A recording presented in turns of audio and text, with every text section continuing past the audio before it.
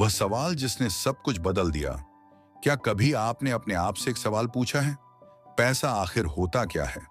हम रोज सुबह उठते हैं, काम पर जाते हैं, मेहनत करते हैं और महीने के आखिर में जब सैलरी आती है तो हमें लगता है अब सब ठीक है। लेकिन जरा रुकिए, अगर कल बैंक बंद हो जाए, अगर सिस्टम रुक जाए, तो क्या आपका पैसा सच में आपका रहेगा? यह ऑडियो बुक सिर्फ बिटकॉइन या क्रिप्टो करेंसी की कहानी नहीं है। ये कहानी है ट्रस्ट, पावर और फ्रीडम की। पैसा कागज नहीं है, पैसा ट्रस्ट है। पैसा कोई सिक्का नहीं होता, पैसा बैंक में दिखने वाला नंबर भी नहीं होता।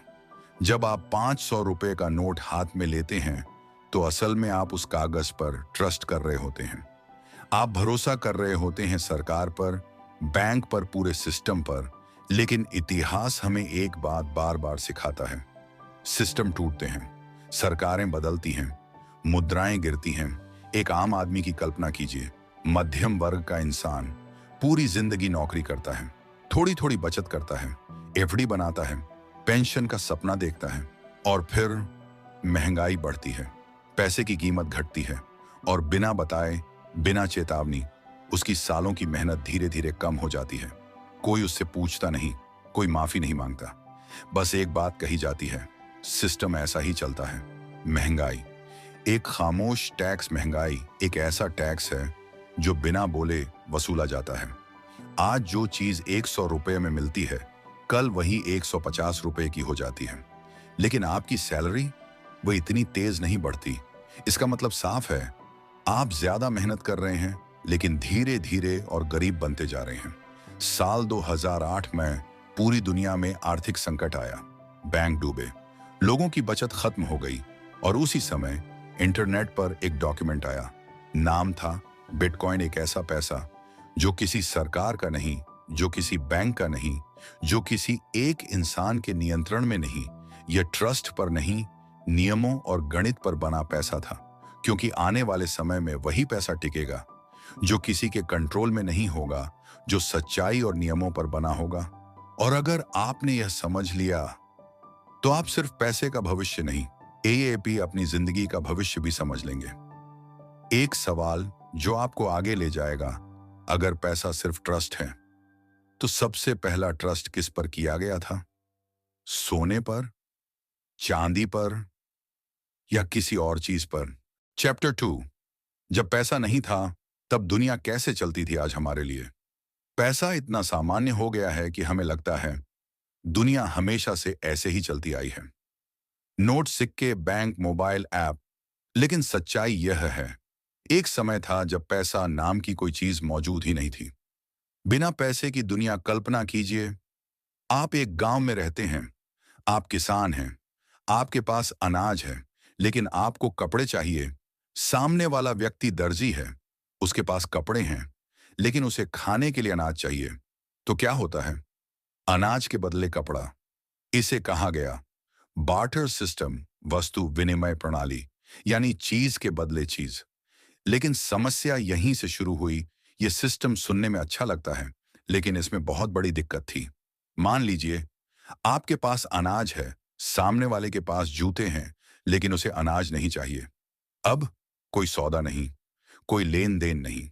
इसे कहा जाता है डबल कोइंसिडेंस ऑफ वांट्स, यानी दोनों को एक दूसरे की चीज एक ही समय पर चाहिए हो, और ऐसा हर बार होना नामुमकिन था। समय, मेहनत और मूल्य की समस्या। अब एक और सवाल सोचिए, एक बकरी की कीमत कितने अनाज के बराबर है? एक घर की कीमत कितनी गायों के बराबर होगी? हर सौदा झगड़े से शुरू होता था। यह कम है, यह ज्यादा है, कोई तय पैमाना नहीं था। धीरे धीरे इंसान ने समझा, हमें एक ऐसी चीज चाहिए जो सबको चाहिए, खराब ना हो, आसानी से ले जाई जा सके और समय के साथ अपनी कीमत बनाए रखे। यहीं से शुरू हुई असली पैसे की खोज। और फिर इंसान ने प्रकृति की ओर देखा। इंसान ने मिट्टी को देखा, पर वह टिकती नहीं थी। लकड़ी को देखा, पर वह सड़ जाती थी। जानवरों को देखा, पर उन्हें संभालना मुश्किल था। फिर इंसान की नजर पड़ी सोने पर, चांदी पर, क्योंकि ये दुर्लभ थे, इन्हें बनाया नहीं जा सकता था, ये नष्ट नहीं होते थे। हर सभ्यता इन्हें कीमती मानती थी। बिना बोले, बिना लिखे दुनिया ने मान लिया, यह असली मूल्य है। पैसा पैदा नहीं हुआ, चुना गया। ये बहुत जरूरी बात है। सोना और चांदी किसी राजा ने नहीं बनाए, किसी सरकार ने नहीं थोपा, लोगों ने खुद चुना।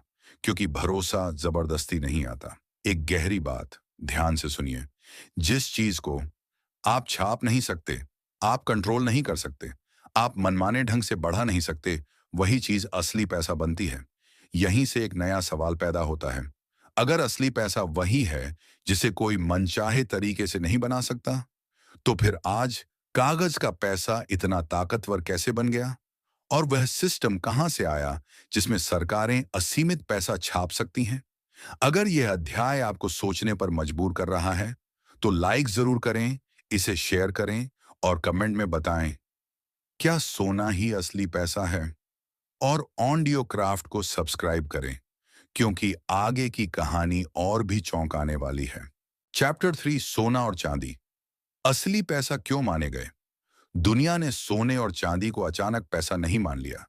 यह कोई राजा का आदेश नहीं था, यह कोई कानून नहीं था, यह इंसानों का सामूहिक निर्णय था। किसी भी चीज के पैसा बनने के लिए उसे 5 शर्तें पूरी करनी होती हैं। 1, दुर्लभ होना, स्केर्सिटी। अगर कोई चीज बहुत आसानी से मिल जाए तो उसकी कीमत नहीं रहती। सोना जमीन के नीचे था, उसे निकालने में मेहनत लगती थी, समय लगता था, हर कोई इसे बना नहीं सकता था। 2, टिकाऊ होना, ड्यूरेबिलिटी। पैसा सड़ना नहीं चाहिए, अनाज खराब हो जाता है, लकड़ी टूट जाती है, लेकिन सोना 1000 साल बाद भी वैसा ही रहता है। 3, आसानी से ले जाने योग्य, पोर्टेबिलिटी। एक घर की कीमत गायों में चुकाना मुश्किल है, लेकिन सोना छोटा, हल्का और कहीं भी ले जाया जा सकता है। 4, समानता, यूनिफॉर्मिटी। हर सोने का सिक्का एक जैसा होता है, ना कोई बहस, ना झगड़ा। 5, बांटा जा सकना, डिविजिबिलिटी। सोने को छोटे हिस्सों में तौला जा सकता है, बिना उसकी कीमत बदले। इसलिए सोना बना, रियल मनी। इन सभी वजहों से दुनिया ने मान लिया, सोना यानी असली पैसा और चांदी छोटे लेन देन के लिए इस्तेमाल होने लगी। लेकिन एक समस्या फिर भी थी। सोना सुरक्षित रखना आसान नहीं था। चोरी का डर, युद्ध का डर, लूट का डर। लोगों ने सोचा, काश कोई ऐसा हो जो हमारा सोना सुरक्षित रखे। यहीं से पैदा हुए सुनार और तिजोरियां। लोग अपना सोना सुनारों के पास जमा करने लगे। बदले में सुनार देता था एक कागज की रसीद, जिस पर लिखा होता, यह व्यक्ति इतना सोना जमा कर चुका है। धीरे धीरे लोगों ने सोना उठाना बंद कर दिया और वही कागज आपस में चलने लगा। कागज ने ली असली पैसे की जगह। यहां एक बहुत बड़ा मोड़ आया। लोग भूल गए कि कागज खुद पैसा नहीं है, वह तो बस सोने का वादा था। लेकिन जब तक भरोसा था, सब कुछ ठीक था।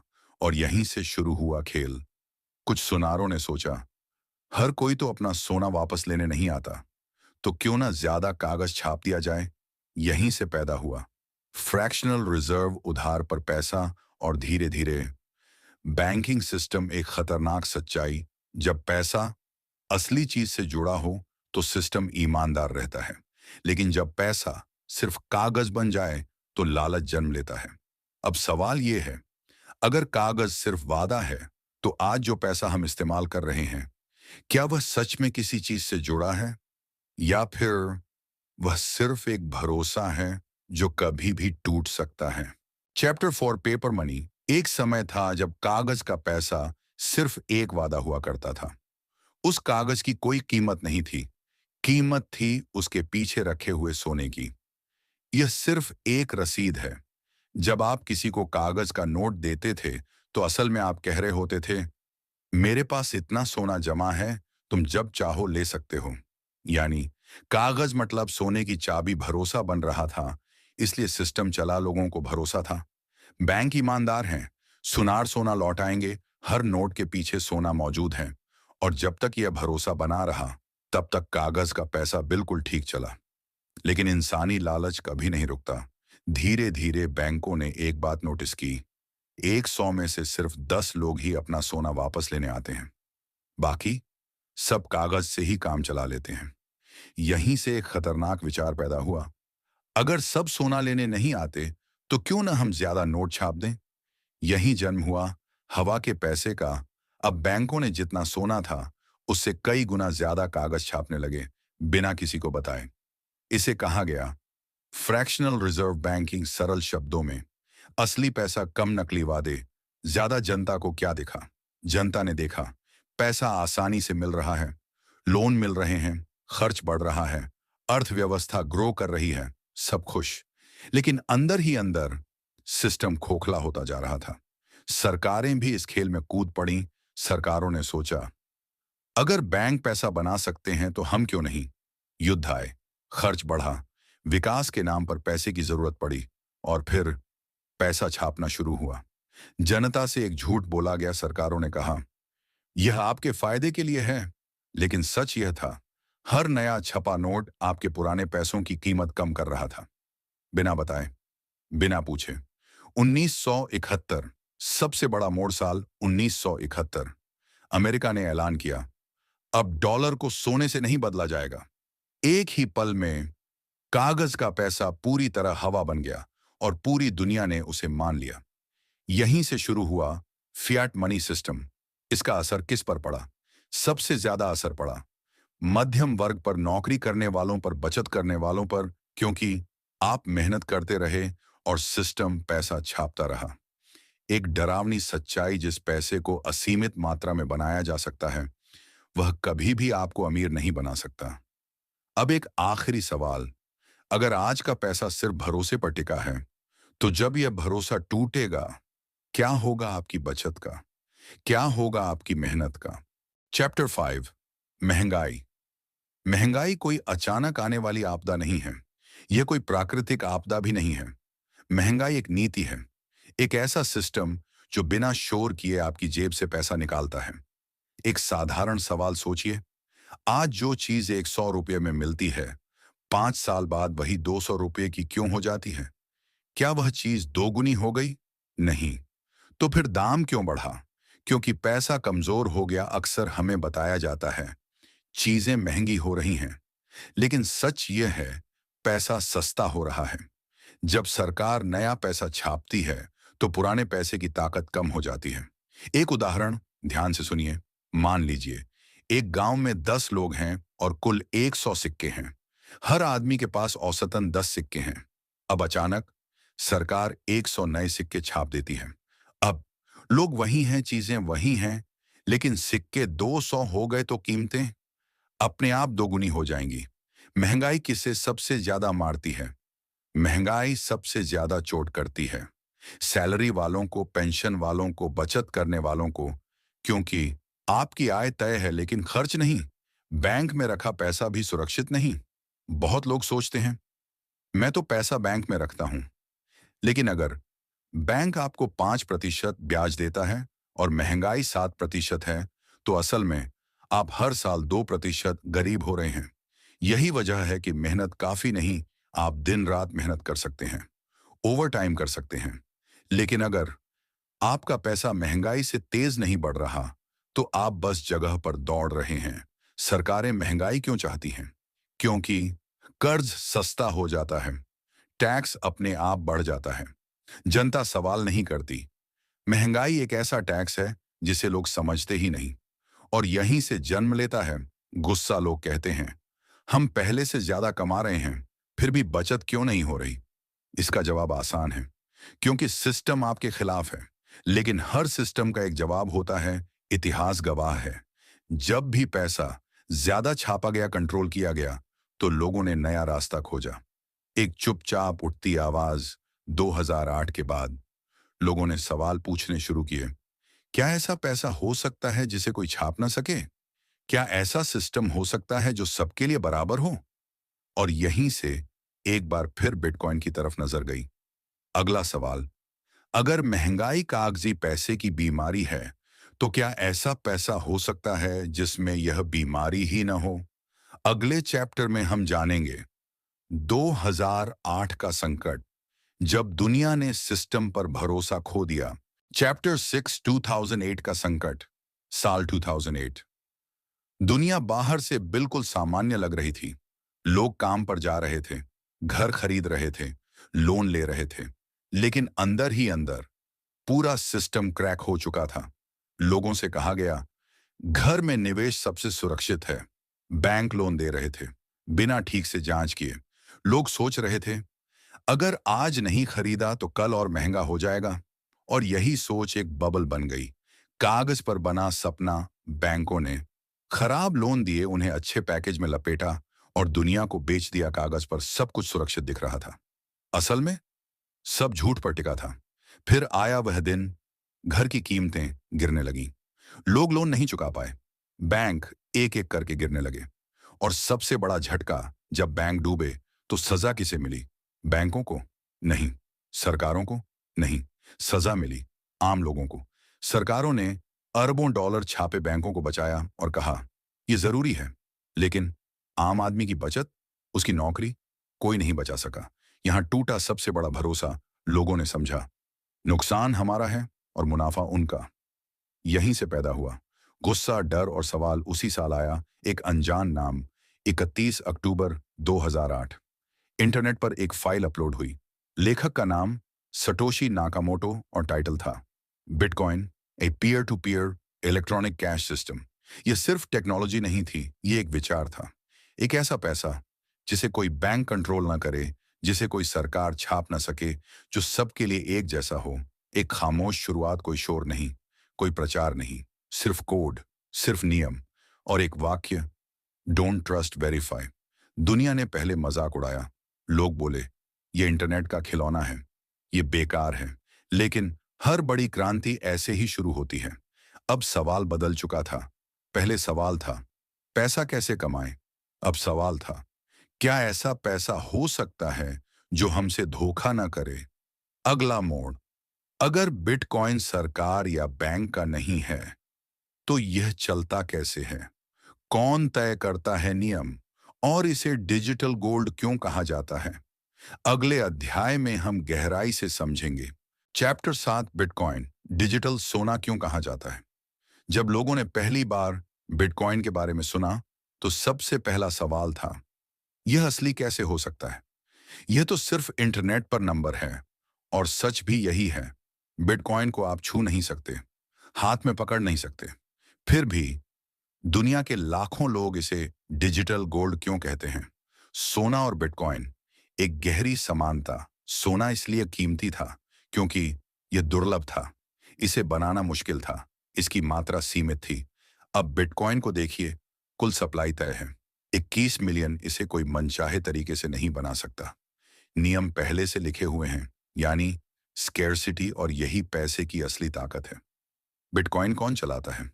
ये सबसे दिलचस्प बात है।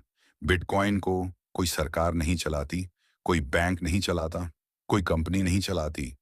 बिटकॉइन की दुनिया भर के हजारों कंप्यूटर मिलकर इसे चलाते हैं। इसे कहते हैं डिसेंट्रलाइजेशन, विकेंद्रीकरण। यानी कोई एक मालिक नहीं, बिटकॉइन का पूरा सिस्टम कोड पर चलता है। कोड कहता है हर 10 मिनट में नया ब्लॉक बनेगा, हर 4 साल में नए बिटकॉइन बनने की गति कम होगी। कुल 21 मिलियन से ज्यादा कभी नहीं होंगे। और सबसे बड़ी बात, कोई इंसान नियम बदल नहीं सकता।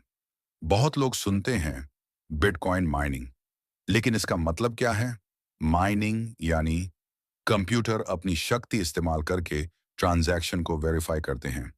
इसके बदले उन्हें नए बिटकॉइन मिलते हैं। जैसे सोना जमीन से निकालने में मेहनत लगती है, वैसे ही बिटकॉइन बनाने में ऊर्जा और समय लगता है। ट्रस्ट की जगह मैथमेटिक्स, पारंपरिक पैसा कहता है हम पर भरोसा करो, बिटकॉइन कहता है भरोसा मत करो, जांच करो। यह सिस्टम खुला है, कोई भी देख सकता है कितने बिटकॉइन हैं, कौन सी ट्रांजैक्शन हुई है। लॉग इसे डिजिटल गोल्ड कहते हैं क्योंकि सप्लाई सीमित है, कोई छाप नहीं सकता, दुनिया में कहीं भी भेज सकते हैं, बैंक की जरूरत नहीं। और सबसे खास, यह सेंसरशिप से मुक्त है। वही दूसरी और लोगों में धर BH। अगर इंटरनेट बंद हो जाए, अगर सरकार बैन कर दे, अगर कीमत गिर जाए। और ये सवाल जरूरी है क्योंकि हर नई टेक्नोलॉजी पहले डर पैदा करती है। एक भावनात्मक सच, कुछ लोगों ने बिटकॉइन को बहुत जल्दी समझ लिया, उन्होंने जोखिम लिया और आज उनकी जिंदगी बदल चुकी है। लेकिन यह कहानी सिर्फ पैसे की नहीं है, यह कहानी है स्वतंत्रता की, नियंत्रण से बाहर निकलने की। अगला बड़ा सवाल, अगर बिटकॉइन डिजिटल सोना है तो फिर इथीरियम क्या है? क्यों लोग कहते हैं bitcoin is money, Ethereum is future technology. Chapter 8। Ethereum सिर्फ पैसा नहीं, एक पूरी नई दुनिया।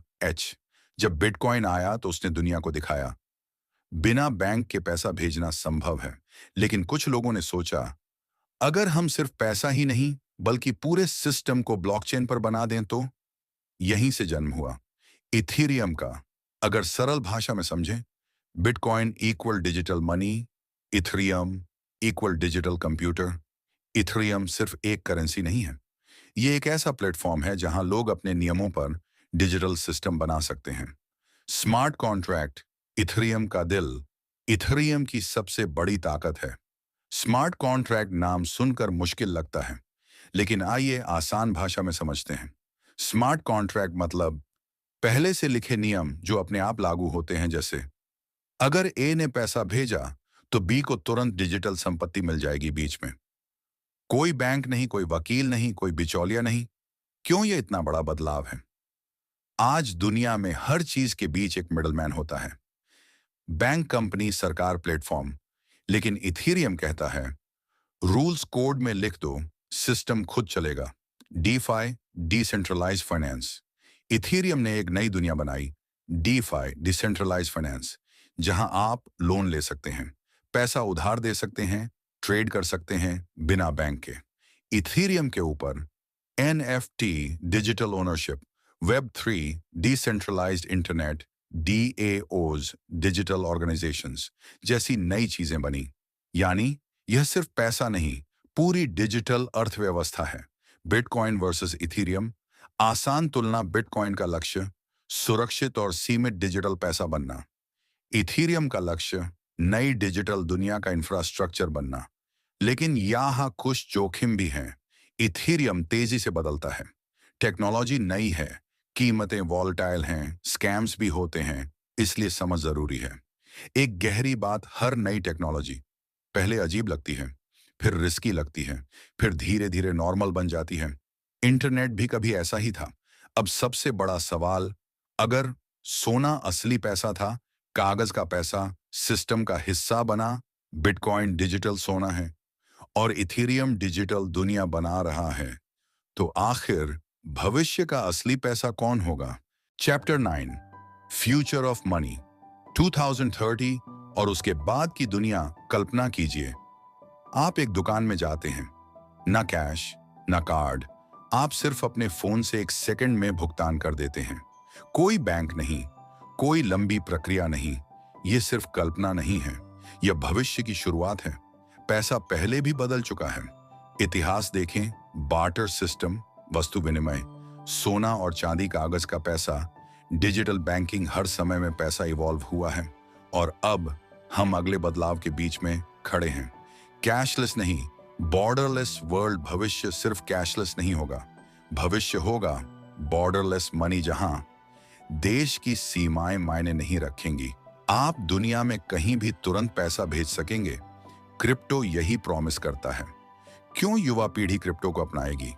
नई पीढ़ी इंटरनेट पर बड़ी हुई है, डिजिटल दुनिया को समझती है, सेंट्रलाइज सिस्टम पर कम भरोसा करती है। उनके लिए डिजिटल वॉलेट उतना ही नॉर्मल है जितना पुराने समय में कैश था। बैंक्स का भविष्य, बैंक्स खत्म होंगे? शायद नहीं, लेकिन उनकी भूमिका बदल सकती है। वे कस्टडी सर्विसेज देंगे, क्रिप्टो इंटीग्रेशन करेंगे, ब्लॉकचेन अपनाएंगे, डिजिटल आइडेंटिटी और वेब 3। भविष्य में आपकी पहचान आपके कंट्रोल में होगी, आपका डेटा, आपकी आइडेंटिटी, आपका पैसा, सब डिसेंट्रलाइज सिस्टम पर हो सकता है। Real assets plus digital world. भविष्य सिर्फ क्रिप्टो नहीं होगा, बल्कि गोल्ड टोकनाइज्ड हो सकता है, रियल एस्टेट ब्लॉकचेन पर आ सकता है, स्टॉक्स 24/7 ट्रेड हो सकते हैं। यानी फिजिकल और डिजिटल दुनिया एक साथ मर्ज होगी। लेकिन एक सच, हर नई क्रांति धीरे आती है। इंटरनेट को मेन स्ट्रीम बनने में 20 साल लगे, क्रिप्टो को भी समय लगेगा। सबसे बड़ा सवाल 2030 में, क्या हर इंसान क्रिप्टो इस्तेमाल करेगा? शायद नहीं, लेकिन जो लोग जल्दी समझेंगे वे बदलाव के साथ आगे होंगे। इमोशनल ट्रूथ, यह सिर्फ इन्वेस्टमेंट नहीं है, यह सोच बदलने की यात्रा है। डिपेंडेंस से इंडिपेंडेंस की तरफ। अगर यह अध्याय आपको भविष्य दिखा रहा है तो लाइक करें, इसे शेयर करें और कमेंट में लिखें। फ्यूचर इज डिजिटल और ऑडियो क्राफ्ट को सब्सक्राइब करें। मिलते नेक्स्ट ऑडियो बुक में। धन्यवाद।